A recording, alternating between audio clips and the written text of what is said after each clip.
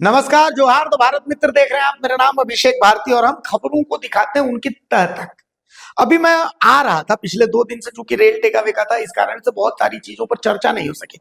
आज रविवार का दिन था, खबरें भी कम थी और इसी समय मैं आ भी रहा था तो मुझे किसी ने कहा कि बताइए, सीएम साहब और डीजीपी अनुराग गुप्ता के बीच में कुछ अनबन चल रही है क्या? मैंने बोला आपको ऐसा क्यों लगा? तो उनका जवाब था कि नहीं नहीं, देखिए ना, उन्होंने मुझे कुछ अखबारों की कटिंग भी दिखाई, कुछ मीडिया चैनल्स का भी जो है वो दिखाया कि अनुराग गुप्ता का घटा कद। मैंने बोला कद कैसे घट गया भाई? तो उनका कहना था कि बताइए, उनसे एसीबी छीन लिया गया, सीआईडी छीन लिया गया। मैंने बोला अब यार, या तो आप बेवकूफ हैं या फिर आप रिसर्च नहीं करते हैं। तो उन्होंने बोला आप बताइए कैसे? तो मैंने बोला आज आप द भारत मित्र देखिएगा, मैं आपको बताऊंगा कि कोई कद नहीं घटा बल्कि उनका कद बढ़ा है।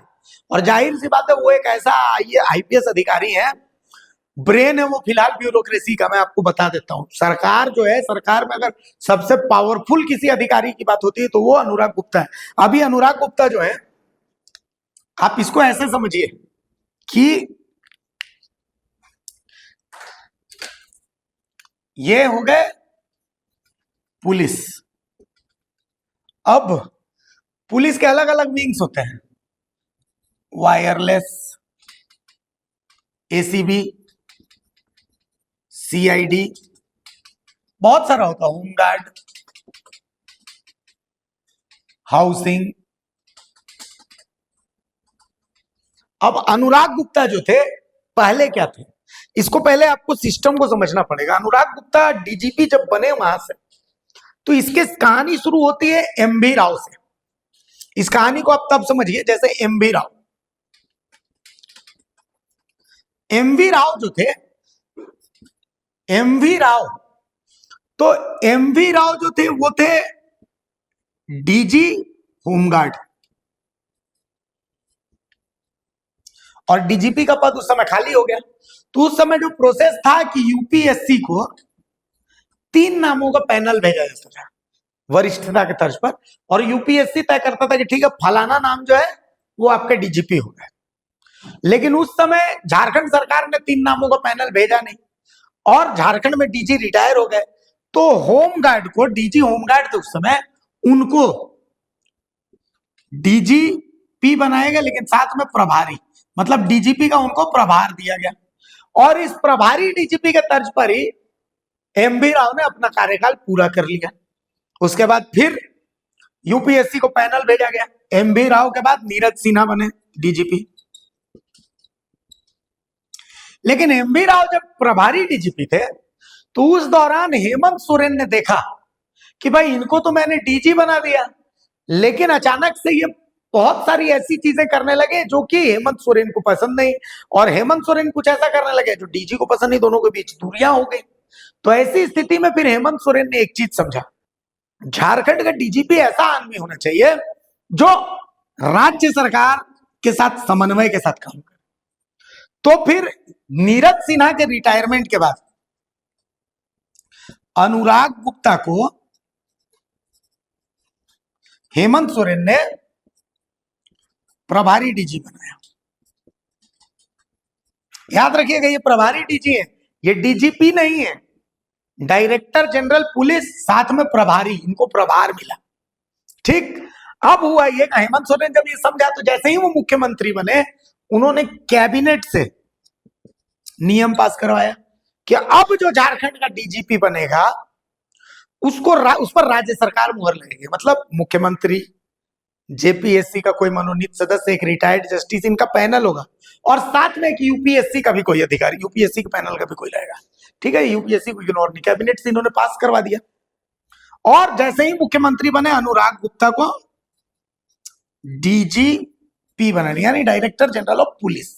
लेकिन जैसे ही अनुराग गुप्ता को डीजीपी यहां पर बनाया गया, बाबूलाल मरांडी की तरफ से एक याचिका सुप्रीम कोर्ट में डाली गई। ठीक है, बाबूलाल मरांडी की याचिका थी।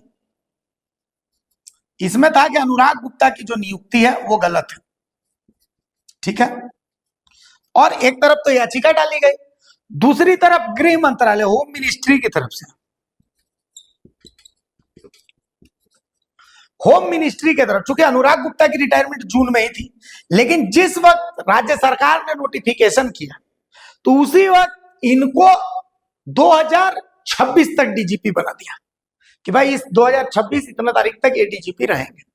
अब जून में इनकी रिटायरमेंट थी, लेकिन जैसे ही नोटिफिकेशन हुआ और ये डीजीपी 2026 तक है तो एक्सटेंशन इनको अपने आप मिल गया। ठीक है, लेकिन होम मिनिस्ट्री बोली कि भाई साहब अनुराग गुप्ता एक आईपीएस अधिकारी है, इनकी रिपोर्टिंग होम मिनिस्ट्री सेंटर को है, तो आपने एक्सटेंशन दिया तो कम से कम एक्सटेंशन आप दे रहे हैं तो हमको बताइएगा। तो हमको आपने तो बताया नहीं, तो हम मानते हैं कि अनुराग गुप्ता रिटायर हो चुके हैं। तो होम मिनिस्ट्री ने निर्देश दिया कि भाई इनको हटाइए, नया डीजीपी चुनिए। हमारे हिसाब से तो कोई डीजीपी नहीं है। अब एक तरफ ये बाबूलाल की याचिका सुप्रीम कोर्ट में, दूसरी तरफ होम मिनिस्ट्री का प्रेशर। तो ऐसी स्थिति में अनुराग गुप्ता डीजी तो थे, डीजीपी थे, लेकिन मान लिया कि अगर सुप्रीम कोर्ट में फैसला अनुराग गुप्ता के पक्ष में भी आ सकता था, विपक्ष में भी, तो यहां पर इनको दिमाग लगाया गया कि अनुराग गुप्ता को डीजी, एसीबी, डीजी, सीआईडी, इन सब का जिम्मा दिया गया और साथ में डीजीपी प्रभारी तो थे, हालांकि कैबिनेट से स्वीकृति के बाद ये प्रभारी हट गया। वो डीजीपी तो थे लेकिन साथ में इसका ये भी था, मतलब ये तो था ही कि अगर उनको डीजीपी से हटाया भी जाता तो ये दो तो वो रहते ही। ठीक, लेकिन अब क्या हुआ, सुप्रीम कोर्ट ने बाबूलाल मरांडी की याचिका को खारिज किया कि भैया जब हाई कोर्ट में आपका मामला आई है तो फिर आप सुप्रीम कोर्ट क्यों आए। तो जैसे ही वो याचिका खारिज हो गई, अब अनुराग गुप्ता को डायरेक्टर जनरल ऑफ पुलिस बनाया गया। आपको मैं नोटिफिकेशन बताता हूं, इस नोटिफिकेशन, मेरे पास ये नोटिफिकेशन, इसको मैं पढ़ के बताता हूं तो आपको समझ में आएगा। इस नोटिफिकेशन में दिया है कि प्रशांत सिंह, जो कि पहले थे डीजी संचार यानी कम्युनिकेशन, ये डीजीपी नहीं थे, ये कम्युनिकेशन के डीजी थे, डायरेक्टर जनरल कम्युनिकेशंस। अगले आदेश तक उनको बाकायदा, अगले आदेश तक अपने कार्य के साथ अतिरिक्त पुलिस महानिदेशक यानी additional ADG, additional DG headquarter इनको बनाया गया। ठीक है, इनकी रिपोर्टिंग किसको रहेगी, डीजीपी।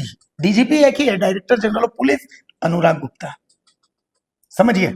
इसके अलावा इस नोटिफिकेशन में सुमन गुप्ता, सुमन गुप्ता को क्या बनाया गया, अभी वेट कर रही थी, उनको रेल का डीजी बनाया गया, डीजी रेल,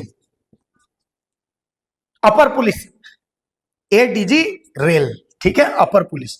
इसके अलावा प्रिया दुबे, प्रिया दुबे को क्या बनाया गया, एडीजी एसीबी। अभी देखिए डीजी किसी में नहीं, डीजी सिर्फ कम्युनिकेशन में थे, जिनको हेडक्वार्टर में डीजी बनाया गया।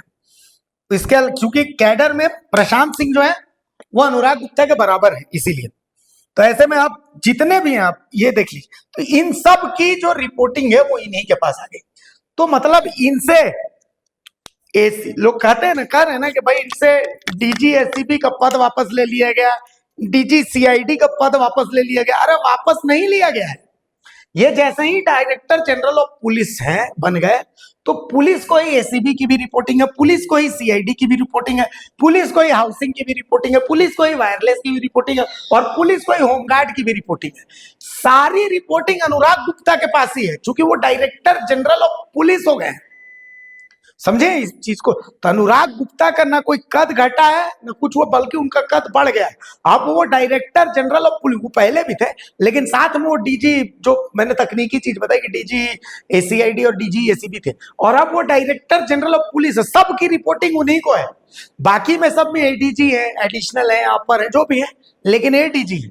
और डीजी या तो प्रशांत सिंह है या फिर अनुराग गुप्ता है। तो डीजी प्रशांत सिंह वो हेडक्वार्टर को रिपोर्ट कर रहे हैं, हेडक्वार्टर में, और बाकी सभी विभागों के डीजी अनुराग गुप्ता है। तो ये तकनीकी चीज है, कुछ भी लिखने पढ़ने से पहले जान लिया कीजिए कि कुछ भी नहीं लिख देना कि कद घट गया वापस ले लिया, वापस कुछ नहीं लिया गया। इनके वो अब Anurag Gupta director general of police है, तो पुलिस में ही एसीबी भी आता है, डायरेक्टर जनरल ऑफ एसीबी भी वही है, डायरेक्टर जनरल ऑफ सीआईडी भी वही, अलग अलग डायरेक्टर जनरल कहीं नहीं होता है। ठीक है, डीजीपी जो है उसी को सबकी रिपोर्टिंग है। समझ गए, यही है। नमस्कार, जोहार।